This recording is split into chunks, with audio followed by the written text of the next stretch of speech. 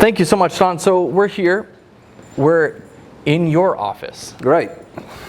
So share with us a little bit about how you got to come here and obviously some of the background that you have working as an executive. So share with us today where you've come from. Okay.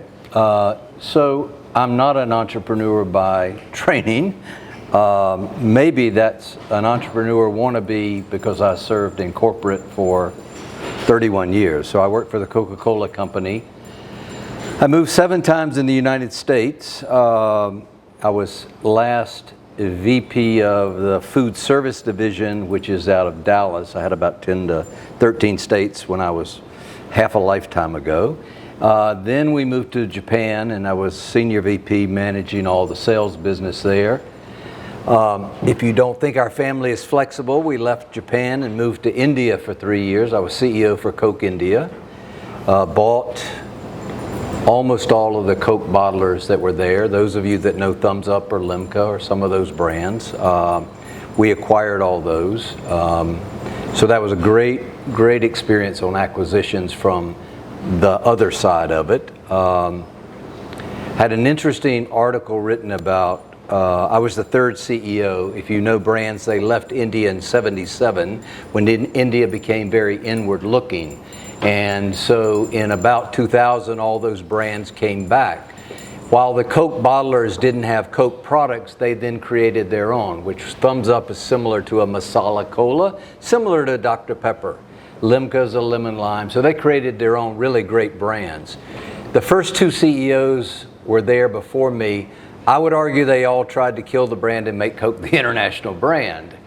So when I was interviewed by the Wall Street Journal, the man asked me, first question was, how in the world were you successful when the other 2 guys weren't? And I said, it's sort of this crazy story that I lived in Dallas, Texas, and I thought if you own Coke and Dr. Pepper in the same market, you basically own the soft drink market. And so when I saw Thumbs Up in India, I thought, this is just crazy. Like this is a national brand. Like, it is really a national brand, more so than Coke probably will ever be. So I simply cut the Coke budget in half, and I put $40 million on Thumbs Up, $40 million on Coke, and voila, everybody starts growing, which is not that surprising. So it's kind of one of those brand experiences that I don't think I will ever forget. I left there and was CEO for Africa and the Middle East.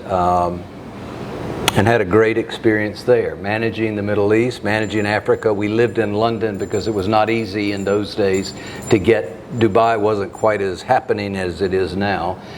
So I couldn't really get to Oman from Johannesburg on a Friday night. So that was my base experience. I came back to the US to run a joint venture with Procter & Gamble. It fell apart during valuation. We were putting a number of assets together, and so I was asked to be that CEO. And that's one of the tricky ones when you suddenly don't have a job. So our chairman said, go to Minute Maid in Houston, you like healthy beverages, so I ended up in Houston, and that's where I finished my career. My business partner is a James Beard awarded chef with a PhD in biochemistry. He was a consultant to me at Coke, and so at 55, I said, I'm not going to retire. If you want to go do something, if you'll do the science, I'll handle the marketing, and let's just make an agreement. We won't call anyone and ask for help because we're already 55. And I thought we could probably figure out how to build a brand. So welcome, here we are. Be careful what you ask God for. The circle is bigger than you think it is. So, yeah. I want to talk about vision. I think each and one of us have visions of what we have for our lives, and then also where we are currently at in our business. Can you speak to that, and then how you were able to establish that vision that then allows for you to run as a strong executive, but also CEO, because we're all CEOs of our business, right? So can you explain a little bit of that? Yeah, vision is so important. And I think because I was working the brand side and he was working the science side, I'm not a Me Too follower in brands. That's never been of interest to me.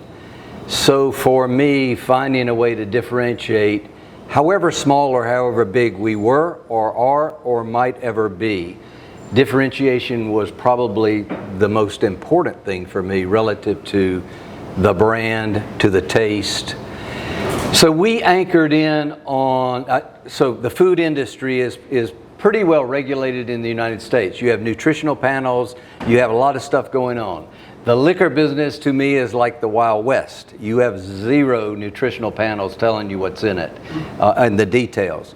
So I kept thinking on vision, we needed to kind of anchor in on something that we could begin to own ourselves. Again, size didn't matter, just get the strategy right first. So the vision was, we're always going to use real plants to make better spirits. So that was, and there are a lot of people that use extracts, there are a lot of people that use artificial flavors, there are a lot of hangovers from certain beverages, and that's because there's so much sugar in it and some other artificial ingredients. And so that vision gave me the anchor that I felt like we needed.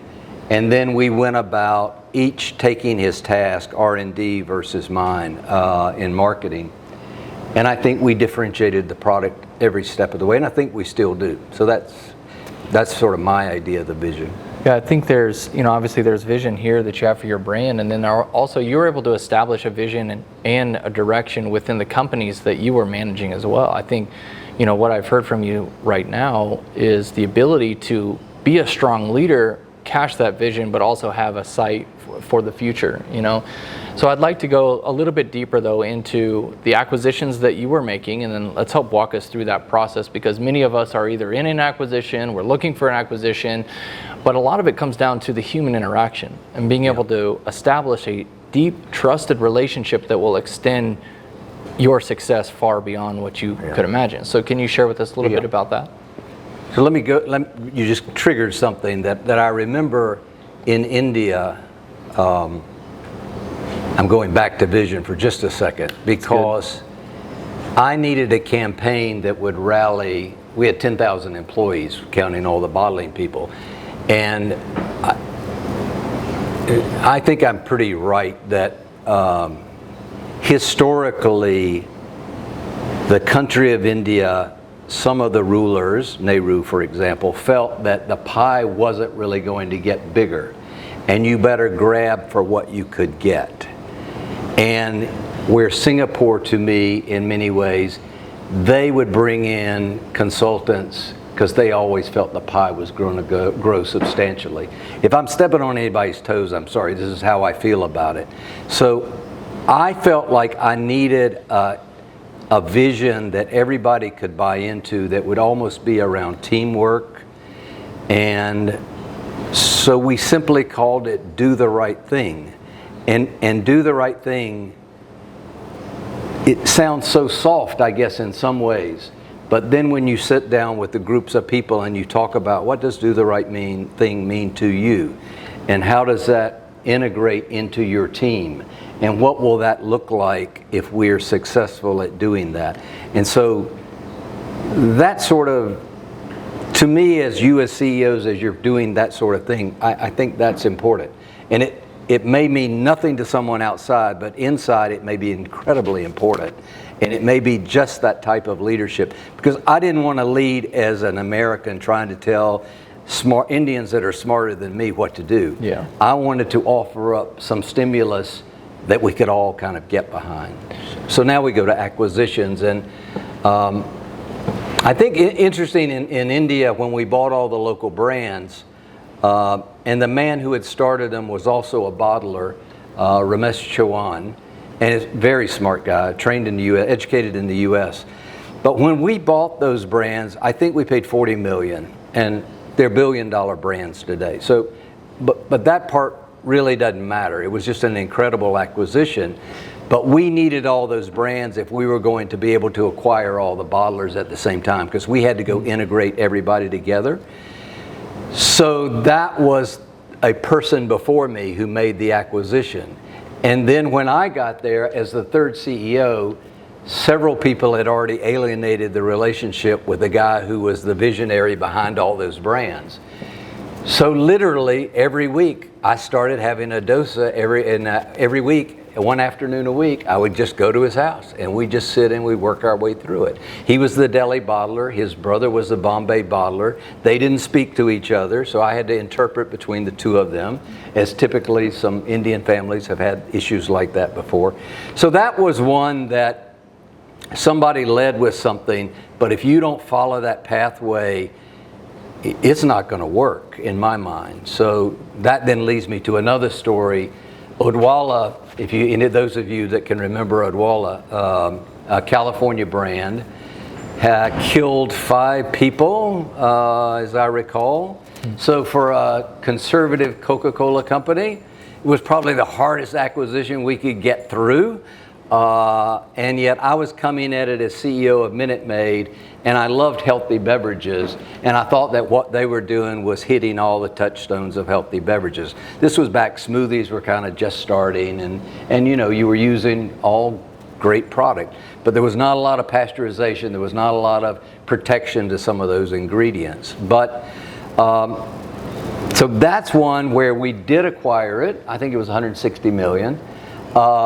Getting corporate Coke people through things like that, you've got a room of 40 people all with their own self-interest, and as you're buying deals or selling deals to corporate, you already know it's not the easiest slog to get those through, but we got it through, and then I have to say, then it was sort of let go along the way. So typical of corporate now, in my mind, most corporates are not innovating, they're buying, and then after they're buying, to me, they're not managing the business very well to integrate it into what they already have.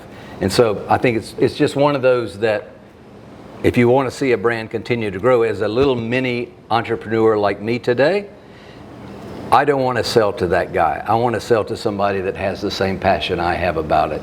That's how I feel. Well, that's really insightful. I think the other insightful, piece of wisdom I'd like to extract from you is the integration process and the relational dynamics between, you have one company and then in another company, right? But again, it's the people that run the company. So let's talk about the relational connection that you have to make in order to make and get one of those deals through, just like you said that you did. Yeah, I think Odwalla is a good example of not fitting the Coke manufacturing model perfectly. So it's going to sort of have to be done somewhere else in the short run. And it's a small business where Minute Maid's a $1 billion brand. And Minute Maid has a concentrate, and Minute Maid now has Simply Orange, and so they have a somewhat fresh product. So to me,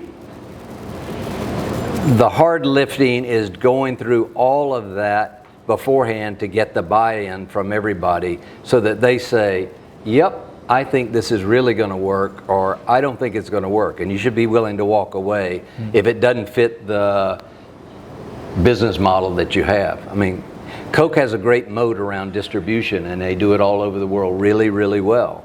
But some stuff doesn't fit. And so many of the acquisitions I think we've made, they'd never really fit Coke. And so part of that is just doing all the due diligence beforehand, and that's an internal process. Has nothing to do with who you're buying it from. In fact, keep them away and don't let them keep selling to you, because you need to go sort out what you think you can do.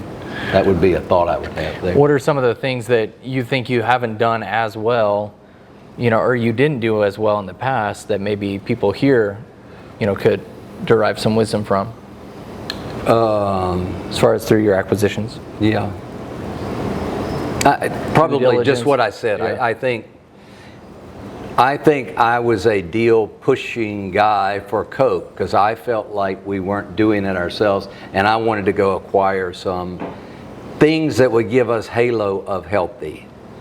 I didn't want to change Coke, but I wanted to have halo that would have this connotation of a healthier products. And I thought, well, Odwalla could help with that. When I'm looking at the portfolio, you would feel better about it. By the way, once you leave the United States, sugar and Coke aren't as demonized as they are in the United States. It's not at all. In Africa, in Ghana, I had one year created 7,000 jobs. They were street corners with igloo coolers, umbrellas. We gave the person a crate of Cokes. By the time they sold the first crate of Cokes, they had enough money to generate the next crate of Cokes. So the president, Jerry Rawlins, said to me, "Do you know you created 7,000 jobs?" And it was all, of course, set up. But I said, "Mr. President, I couldn't have done it without you." So, but those stories are immense for Coke all around the world, and they're pretty good. We didn't accept AIDS until I got to Africa, really. Well, we didn't talk about it until I got to Africa in 2000 or so, and I immediately started the Coca-Cola Africa Foundation, and it was generally focused on HIV/AIDS. And it should have been 20 years earlier, but we didn't have the guts to talk about it 20 years earlier. And so timings are crazy on things, but we've raised a lot of money. And the first guys that got it were our truck drivers who all had AIDS, you know, and they were all in the hinterlands of all of Africa. And so those are some things that I think are positive about Coke. Negative for me, like things I could have done better. I always could have managed better and listened more. I mean, the old saying, you got two ears and one mouth. I'm sitting here talking to you, but I'm sure you know it. But listening, I can't think of anything more important than listening. And sometimes you get the answer, you don't even have to say anymore. The answer will come from the person who's talking to you, even in a deal structure. Because I think those people want to see their brand live on too. True. You know, so. Well, speaking of brand, you know, I'm excited to get into what you're building here. Obviously, we're in this building, and for those online, you can see, and there's a car behind us. Obviously, this whole building is what's the square foot here? We're about 7,500 square feet in this space. Okay, 7,500. So share with us just a little bit more about the brand, and then also. You know, how we can here be involved in what you're trying to do, and how can we best support you? Classic, what I'm not good at. I didn't want to own a distillery. I wanted to build a brand, sell the brand, go move on to the next thing, as lots of us do. So I thought the liquor business was probably like the Coke business. There's a funny story. We call Coke bottlers first generation, who work really, really hard. We call them Coke bottlers. Second generation we call son of bottlers, SOBs. Third generation we refranchise. And I don't mean this in every instance, but the Coca-Cola company controls those franchises. Your government of the United States gives a license for the most part in perpetuity to a liquor distributor. And for me, I didn't understand that. I thought, well, they must be like Coke bottlers. They're out really doing their job. And what I found out is the smallest guy in the block, they could care less about me. They're going to charge 25% margin whether I like it or not. And they're not going to do anything to earn that 25% other than tell me they'll get the product to the store or to the restaurant. And so my naivety to this industry, I wanted to be in this industry because I felt like I knew beverages. And now I know that the industries can be so different. You just got to be really careful. So that's what I learned, which led me to then COVID, and this distillery became open. So suddenly I said, wow, I need to buy a distillery because I obviously can't tell my story to consumers any other way. And by the way, small craft distillers get an 80% discount on the first 100,000 proof gallons of liquor sold. So I get an 80% tax reduction on every bottle I'm selling right now because I put the investment in this business. I didn't get it before, and I wasn't focused on that. But when you start thinking like how quickly can I start cash flowing, I thought owning this distillery was probably the fastest way. And so today we've now figured out how to run half of our business wholesale, liquor stores, restaurants. Half of our business comes out of that room, selling bottles and cocktails. And those two together have us cash flowing today. And the revenue off of that is very small, and we're cash flowing. So we don't have to put any money in the business today. And I'm buying $50,000 a pop for glass. I'm buying a forklift in the next month. Mm-hmm. You know, those things are just all adding up, but I'm still cash flowing, and so I'm not having to put anything more in it. So I'm learning a lot in it. I can come back to saying I built the brands correctly, however. So I designed the bottles after a Frank Lloyd Wright building, and I can show you where that building is.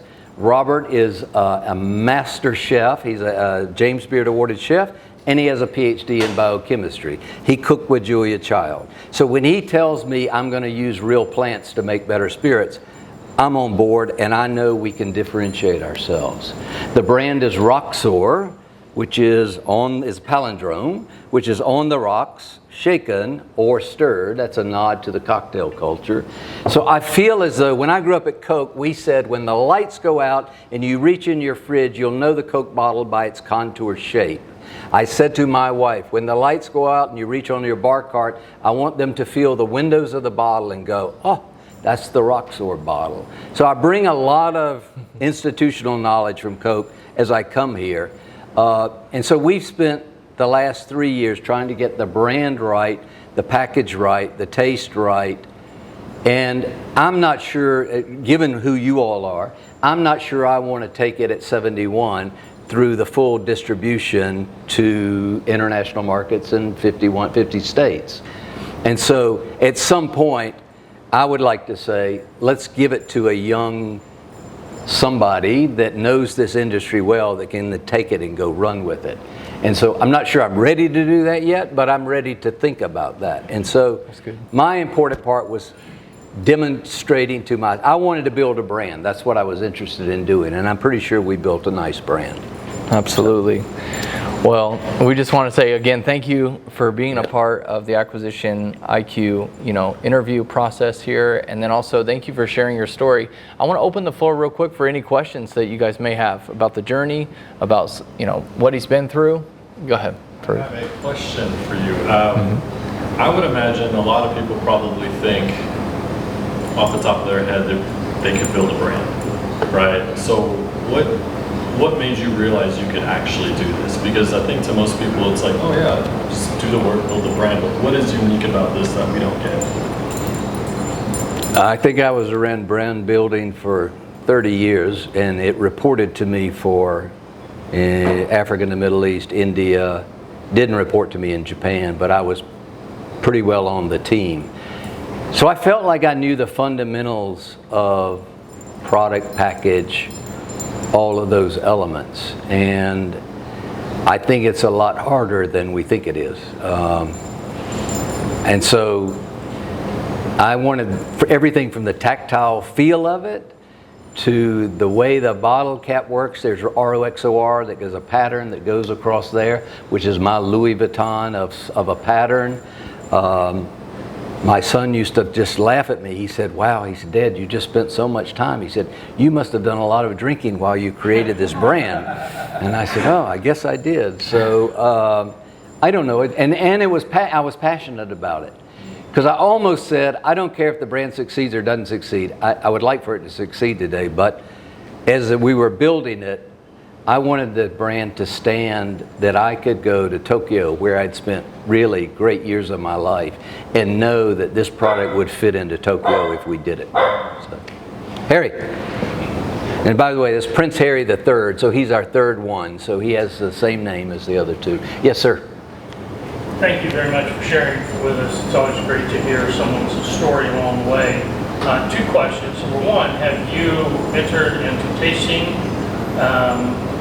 contests, I guess, for better or yeah. How have you done? And secondly, have you considered doing what the guy who owned the U.S. rights to Smirnoff did years ago, creating a unique drink that is the Roxor drink with particular one of your Great, thank you.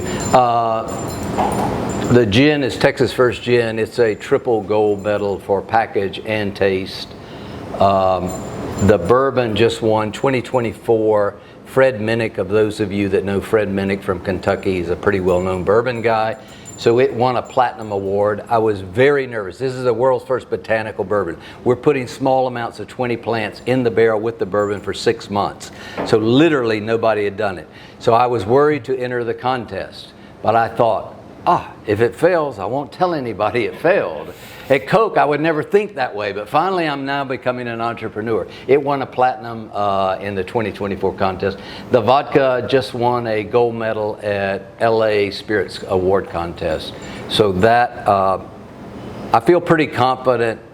Once you taste our products, you'll know that the quality is exceptional.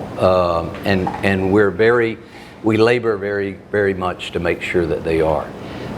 Tell me the second half of the question is Have you considered creating a unique? Yeah, drink cocktail. So I grew up in the food service business. I converted Chili's from Pepsi to Coke in about 1992, and it was one of the fondest. I don't know if you know the fountain business, but it's a binary sale. You usually either have Coke or Pepsi unless you go to Quick Trip or 7-Eleven. So you build some pretty strong chops in selling, and so I can remember that acquisition is a really cool thing to go remember. But where I was going with that was that's the restaurant business and the bar business, and that's where I really started. And again, not knowing the liquor business, only now to realize that generally bartenders at the end of the night at 12 to 2, when they're had a couple of shots or whatever, kind of forget to order sometimes for that next order. So if you're not on the cocktail menu, which is a really good idea, and usually it's a pay for play usually. So yeah, I'm competing against Tanqueray, Bombay, who have huge budgets and have the ear of Glazers or Republic. So it's a little bit harder.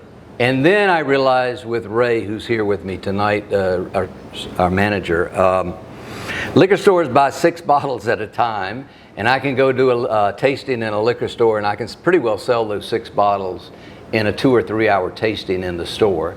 So that led me to say, I'm just not going to go focus and worry about right now food service. I don't have enough money, cash flowing to go put reps in the market. I in fact tried it, and I lost $250,000 in 1 year and didn't have the sales results. And so I'm today talking to people this past week, a big vodka potential company who's not from the United States is coming to us asking, can you help us? We're just losing money hand over fist with sales reps. And so that's a good idea, and I love the idea. Our signature drink is called the Roxy. It's sweet, sour, salty, and bitter. It's the #1 cocktail at Cafe Pacific at Highland Park Village. He told me he will never take it off the menu because it's the greatest drink, and we use fresh grapefruit, and grapefruit can be very polarizing.